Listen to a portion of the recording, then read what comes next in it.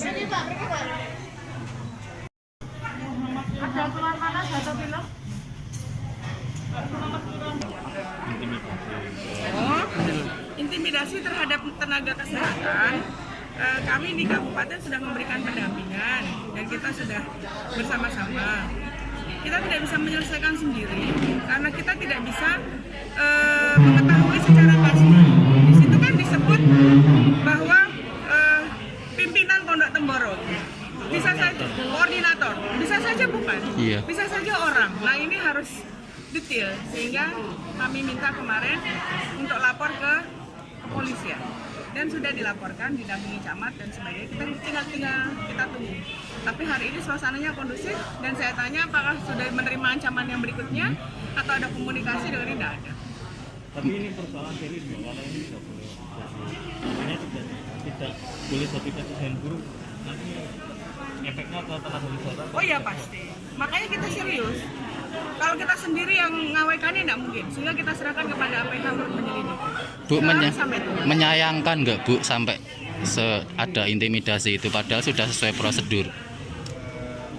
Masyarakat kan terdiri dari berbagai kelompok. Ada yang bisa dipahamkan dengan mudah, ada yang bisa dipahamkan dengan butuh agak dipaksa, diprovokasi. Nah, ini mungkin kategori orang-orang yang merasa terintimidasi, padahal sebenarnya kita membantu. Tidak ada indikasi apapun. Nah, tidak ada diskriminasi. Tidak hanya pondok saja, tidak hanya semua. Makanya tadi saya sampaikan bahwa rapid test hari ini tokoh agama supaya tidak terkooptasi kok para kiai meneh kayak gitu. Jadi semua tokoh agama, lintas agama apa. Imbauan ke masyarakat terkait prosedur kalau memang sudah positif kan harus dikarantina atau Bu? Imbauannya kepada masyarakat Kabupaten Sragen yang hari ini semua ataupun yang sudah mengikuti ke rapid test, kalau hasilnya nanti panjenengan mendapatkan hasil yang reaktif, tentu kita akan lanjutkan dengan swab test. Kalau swab test itu nanti ternyata positif, jenengan juga harus mau untuk mengikuti protap yang sudah kita berlakukan. Harus kita karantina. Dan kita memang sudah siapkan dengan segala resiko tentu saja.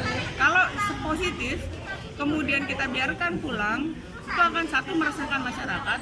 Yang kedua, kita tidak akan mudah untuk mengawasi. Tapi kalau kita karantina di satu tempat, itu akan lebih. Jadi kalau udah positif ya harus manut. Apa aturan pemerintah, apa yang dianjurkan. Jadi tidak ada diskriminasi. Ini hanya untuk semata-mata membuat Sragen lebih kondusif, COVID-nya bisa kita kendalikan, dan dengan sebagai warga Sragen ya harus patuh.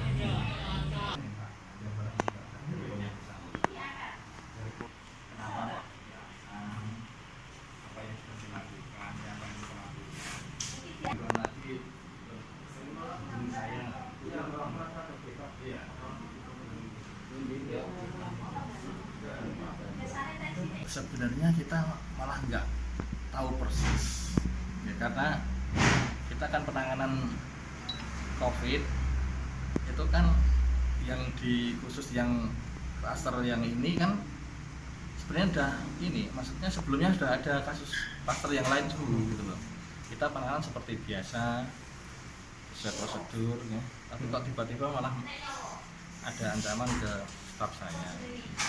Jadi kita malah nggak paham salahnya di mana gitu loh.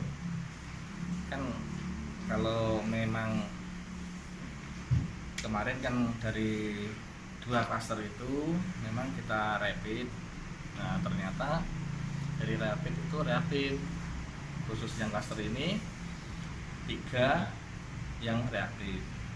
Dari yang reaktif itu kemudian langkah selanjutnya kan di swab 1 yang positif. 1 positif, tentunya kalau reaktif maupun yang positif tentunya kan isolasi mandiri di rumah.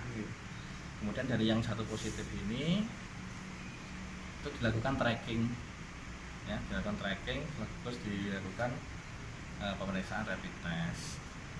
Ya sudah, setelah melakukan pemeriksaan rapid test dihimbau untuk karantina mandiri di rumah masing-masing.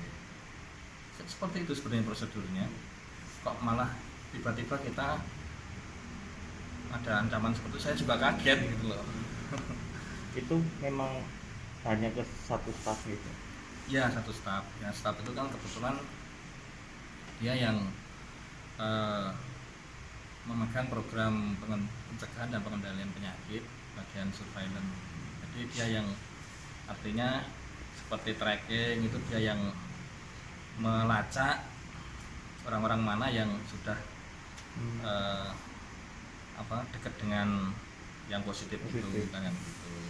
Dok, nomor itu kontak baru Jumat pagi itu atau sebelumnya sudah pernah kontak? Baru Jumat pagi itu. Memang dia mengaku koordinator sebuah dari salah satu klaster itu. Iya. Itu terus setelah dia WA itu malamnya kan dia telepon, katanya dia telepon sampai 10 kalian itu tapi nggak diangkat gitu. Terus pagi di WA itu gitu. Oh, sempat telepon dulu. Ya. Dok, bisa diceritakan responnya stafnya itu setelah mendapatkan ancaman seperti itu bagaimana? Ya, Shock. tentunya juga ketakutan ya, namanya ancaman, apalagi nih sebelumnya nggak punya permasalahan, apalagi dia juga sendiri, artinya suaminya sudah meninggal gitu. Jadi rasa ketakutan itu sudah pagi-pagi terus lapor saya juga kaget, terus dia udah langsung ke kecamatan, kita koordinasi dengan Pak Camat, dengan Polsek, udah. Nah, itu kan mungkin sudah membuat dia agak tenang gitu. Ini kondisinya sudah agak tenang. Ya, udah. Kemarin juga hari Minggu kemarin juga masih diklarifikasi ke Polsek juga.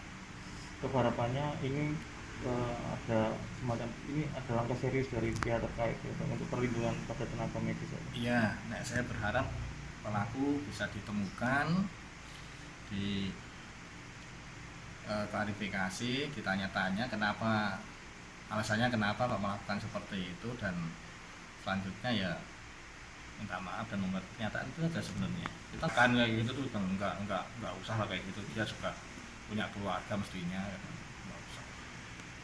Cuma kasus ini jangan sampai terulang, karena